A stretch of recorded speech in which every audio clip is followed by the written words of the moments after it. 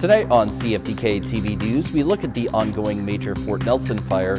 Several places are helping BC residents who have had their lives affected by wildfires, and the trial for a major Freedom Convoy member has begun. Northwest BC's only television news team. We are CFTK-TV News. Good evening, I'm Cale Baslett, and here's what's making news in the Northwest and beyond for today. All eyes are on northern BC right now, where a tiny community is watching the weather and praying the winds are mild. Fort Nelson has been evacuated with a wildfire on its doorstep. CTV's Penny Daflos now on the efforts to save homes and livelihoods. Flight crews who medevac patients to safety took this photo from the air, showing the ferocity of the Parker Lake fire. It has ballooned to 5,300 hectares and ranked as out of control.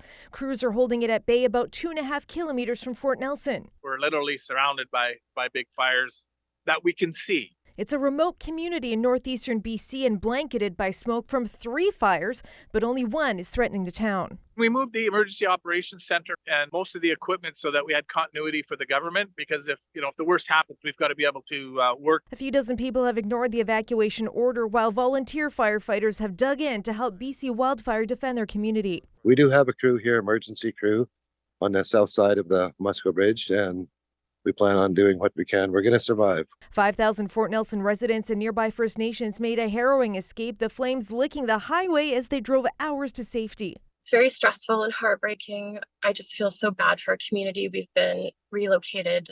Some people had to drive 10 hours in the middle of the night. The logistical challenges are real. 70 wildfire fighters have joined another 70 municipal structural firefighters, along with 19 aircraft and more than a dozen bulldozers and heavy equipment, as they watch how the wind could push the flames. With the conditions and the dryness of the Northeast right now, we are seeing extreme fire behavior. And so ground operations are often compromised. I recognize that people will have questions about damage, either damage that has already occurred over the weekend or damage projections into the future. Now is not the time to talk about that. The mayor is still in town and even he doesn't know. We can't get out into the fire zone really to see what kind of a damage has been created out there. Nearby communities are stepping up to help the evacuees, as many are opening their doors to those who have had their lives turned upside down in a matter of moments. CTV's Gabriela Panza-Beltrandi has that story.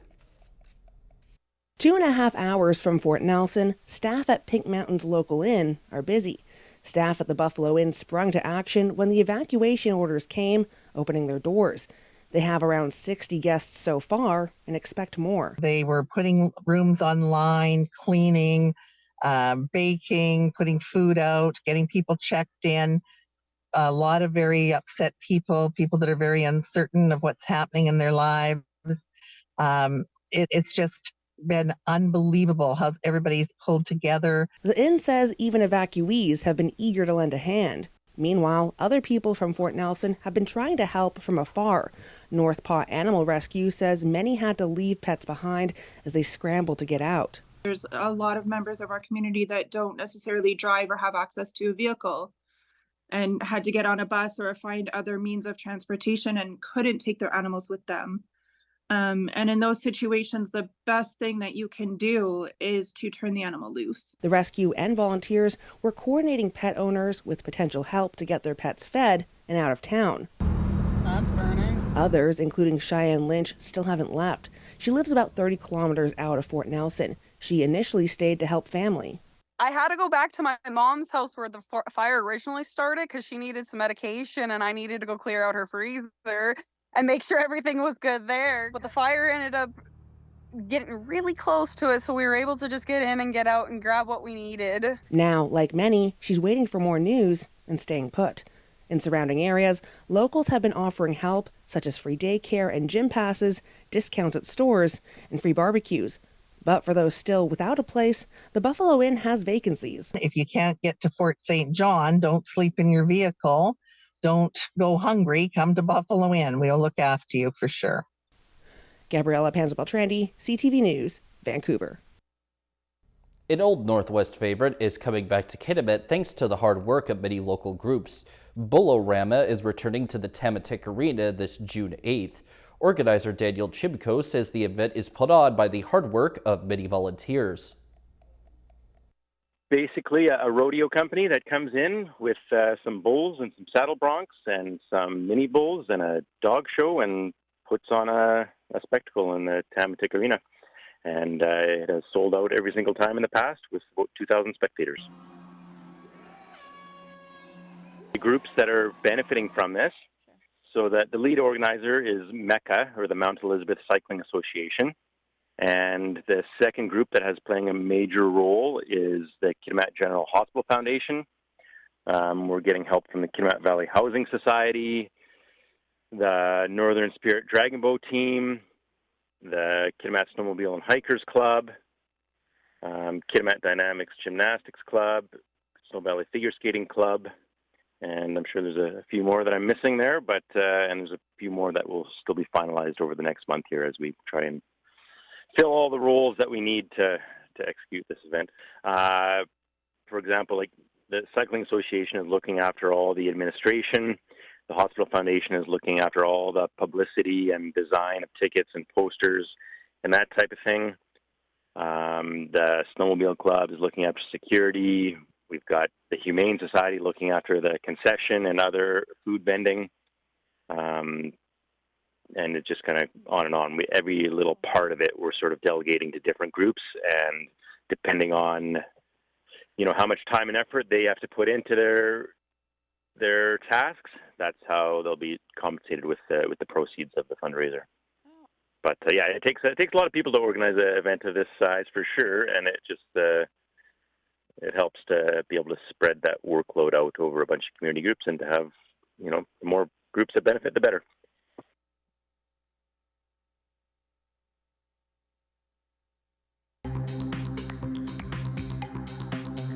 Coming up next, an infamous child killer is trying to hide from the public.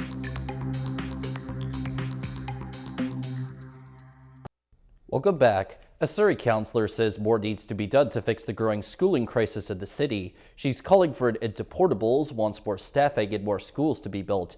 But as CTV's Yasmin Ganda reports, there's no magic solution.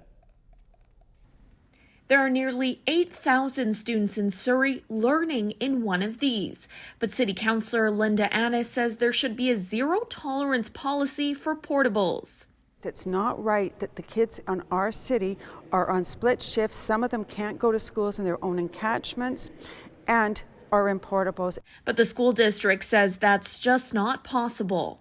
Well, if we were to be given $3.7 billion is what we need to sort of bring our non-portable issue sort of to the front, that still doesn't account for programs and things that sort of pop up instantly, and for any addition or renovations you need portables. The district is currently strapped for funds, doing what it can to support the growing population. The province says it has given more to Surrey than any other school district. We have been able to add more than 31 projects in Surrey, 9 brand new schools, many additions, which has created almost 12,500 seats already. But Anna says that's just not enough. The provincial government needs to put more funding into schools in Surrey. We also need to be looking for innovative ways to get schools built more quickly. She's planning to bring forth a motion to Council for an Education Summit, bringing the province, district, and city together to fix the issue. But the district feels it's just another empty political promise. I don't think it is a magic solution, and certainly if an organized summit was called and all the parties were invited, we certainly and welcomely would attend. But we have been lobbying non-stop on all these issues with the overcrowding in Surrey. It's not the first time a politician has called to remove portables in Surrey. To maximize the ability for students to be able to be in schools as opposed to in portables. But with no place to put the students, portables are the only option. The district says even before Annis's call to motion, it already has a meeting in place at the end of the month with the city. Yasmin Gantam, CTV News, Surrey. From infamy to obscurity, that's what a high-profile child killer was hoping for when he legally changed his name. Alan Schoenborn, who killed his children in 2008, changed his name 3 years ago and wanted to keep it secret. Now the NDP is hoping to prevent others from doing the same. CTV's Rob Buffum has the story. Child killer Alan Schoenborn legally changed his name 3 years ago to Ken John Johnson, a new name that the family of his children only learned today after applying 3 weeks ago to the Director of Vital Statistics for that information. The solace that we have to take from this today is we now have his new name, which we will make sure that people know who that name is, so he cannot get near any other children. Also today, the province tabled a bill that would prevent anyone who commits certain serious prescribed acts from ever changing their name. We're saying that committed one of those prescribed offenses, crimes against children, crimes of violence, crimes that severely impact other people, then you're not going to be able to change your name. Schoenborn, now called Johnson, isn't alone. Other high-profile killers, including Kelly Ellard and Karla Homolka, have changed their names. The NDP's new legislation comes after revelations that Schoenborn wanted to keep his new name secret. Ken Johnson is not going to have the same amount of concern as using Alan Schoenborn. Changing the name is one way he is trying to hide his culpability. The child killer was found not criminally responsible due to mental disorder for the stabbing and smothering deaths of his 3 young kids. The new bill would capture not only those convicted of certain crimes, but those who committed them, including Schoenborn, found NCRMD. The focus here is on the offense and not the verdict. Currently, he is allowed into the community on unescorted leaves for up to 28 days at a time. He's scheduled to reappear before the review board late next month. Turning to tonight's weather, the north coast is set to get some rain and a low at 8 degrees. The Terrace-Kitimat area is likely to get periods of rain and a low at 8 degrees as well. And the Bulkley Valley and Lakes District shall also get a chance of showers, but a low of 5 degrees instead. On the north coast, the week for them will be made up of pretty much all rain and clouds, with their high moving from 10 to 12 degrees. In the Terrace-Kitimat area, their next week or so should consist of the odd sunny and cloudy day, but mainly rain otherwise, and their high will shift from 9 to 16 degrees. And in the Bulkley Valley and Lakes District, their upcoming week will have the occasional rainy day, but be made up of mostly mixed sun and cloud days, and the high will bounce from 14 to 17 degrees. Checking out the highways now, visit Drive BC for the latest and up-to-date conditions, and as always, drive safe out there. On Highway 16, there is utility work, bridge maintenance, road sweeping, construction work, and paving operations. Highway 35's got some shoulder maintenance. Highway 37 has some road sweeping, while also having road maintenance work and frost heaves. 37A has road maintenance too, some other maintenance on the Nishka Highway as well, and the Telegraph Creek Road has muddy sections and frost heaves. And this is what the roads were looking like this afternoon around the region from the view of the province's highway cams.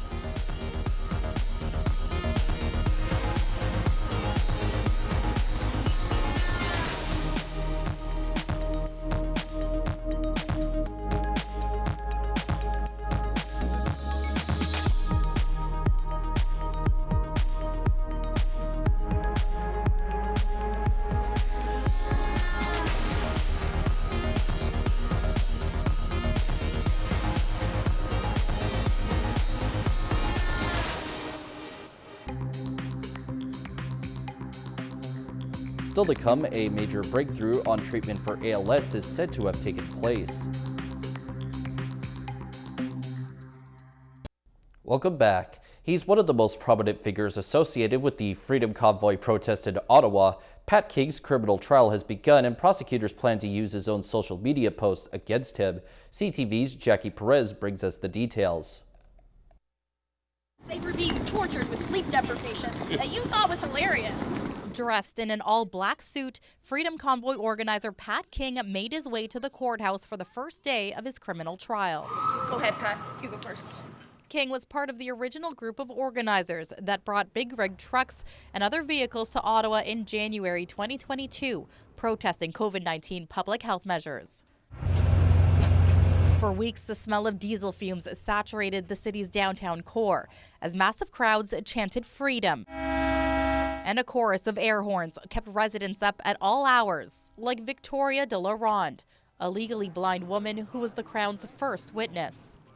I certainly could not go out alone on my streets because of the trucks blocking and at times encroaching the intersections, so I could never tell where those were.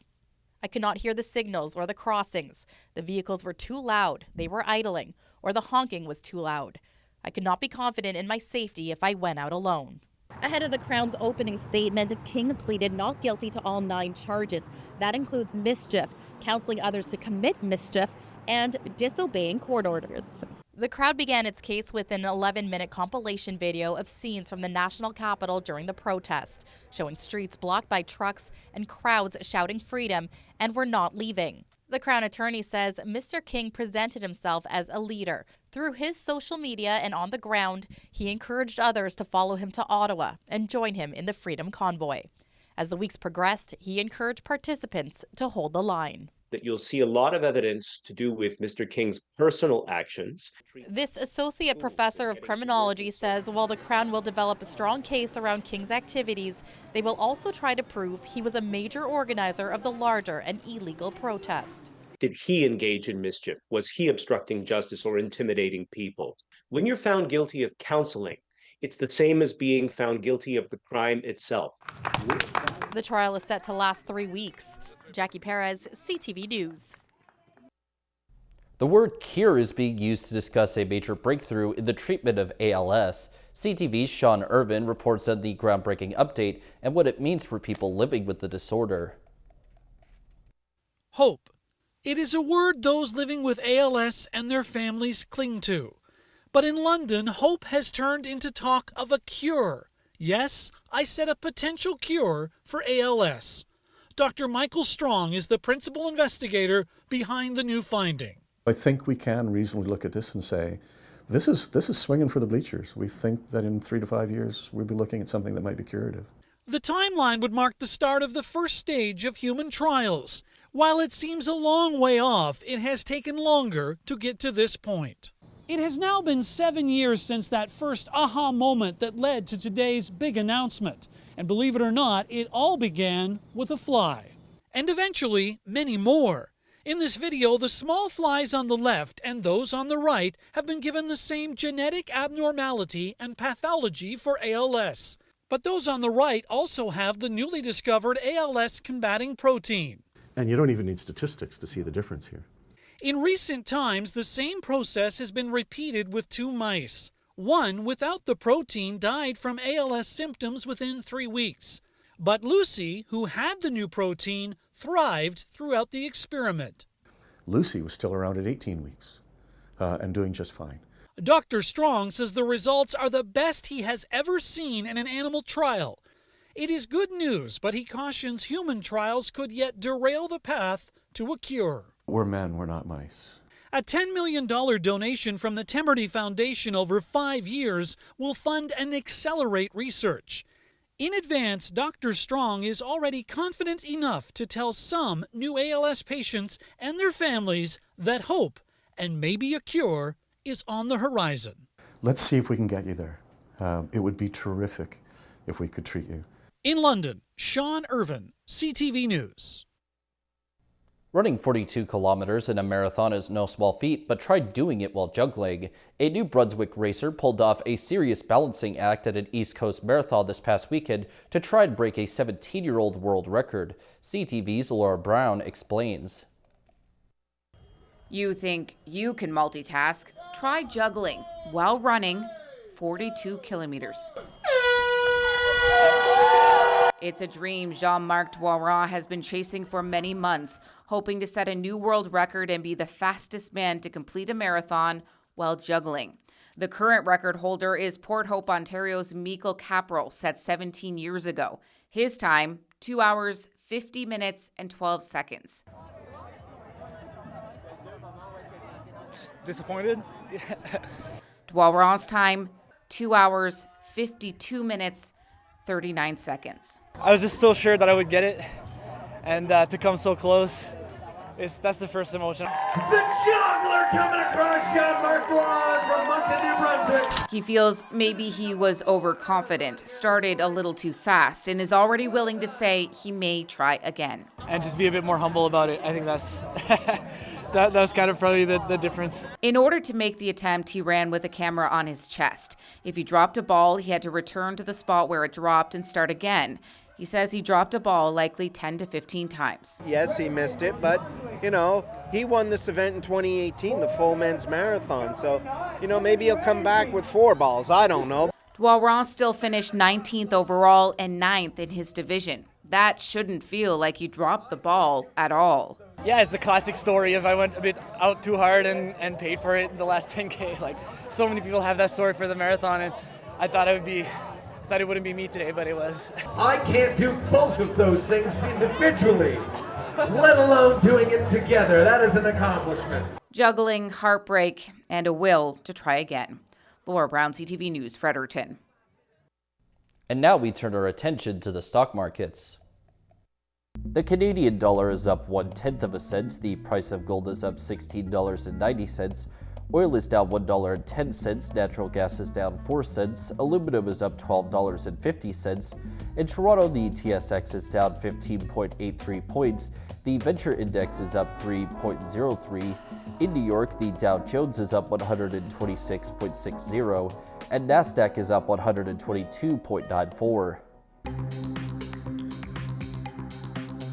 Still ahead, the heat is rising in the Oilers versus Canucks playoff series. Welcome back. It took 3 games for things to really heat up in the series between the Canucks and Oilers, but tempers boiled at the end of a Vancouver weekend win. CTV's Ben Bilger reports on the violence that led to the NHL disciplining 2 Canucks. And Artur Shilov's, what a game this has been, a statement one for him. And netminder Artur Shilov's turned aside 42 Edmonton Oilers shots as he backstopped the Vancouver Canucks to a 4-3 road win Sunday night. But this post-game scrum overshadowed the rookie's stellar performance. Here's the first push, the slash back. Canucks defenseman Carson Soucy exchanged slashes with Oilers forward Connor McDavid and then got his stick up and hit McDavid in the face as the Oiler captain fell forward. He obviously was pretty fired up because, like I said, it looks bad. Obviously, probably felt bad, but ultimately I was just like, there was no intent to get you up that high. Just emotions run high in those scrums at the end of the game. McDavid also took a stiff cross-check in the back from Nikita Zadorov just before Soucy hit him in the face. I don't want to get into it too much. Obviously, we're still waiting on decisions and things like that, so not going to comment on it too much, other than it's just part of a heated series. In response to the post-game melee, the league suspended Soucy for Game 4 of the series and fined Zadorov $5,000. Great centering pass, Chains scores! Brock Besser! The Canucks got 2 goals each from Brock Besser and Elias Lindholm before holding off a frantic Oilers push in the third period. Zadorov asserted himself physically all night, sending Oilers forward Evander Kane over the boards and right into his own bench. Most Canucks took part in an optional practice Monday, including Surrey's Noah Juleson, expected to replace Soucy in the lineup for Game 4. I think excited for sure. Obviously, it's an environment that everyone wants to play in, so just excited if it happens and I get that call. Expect Tuesday's pivotal Game 4 to be another hard-hitting affair. Ben Bilger, CTV News, Vancouver. That's our news for now. For CFTK-TV News, I'm Cale Maslin. Thanks for watching.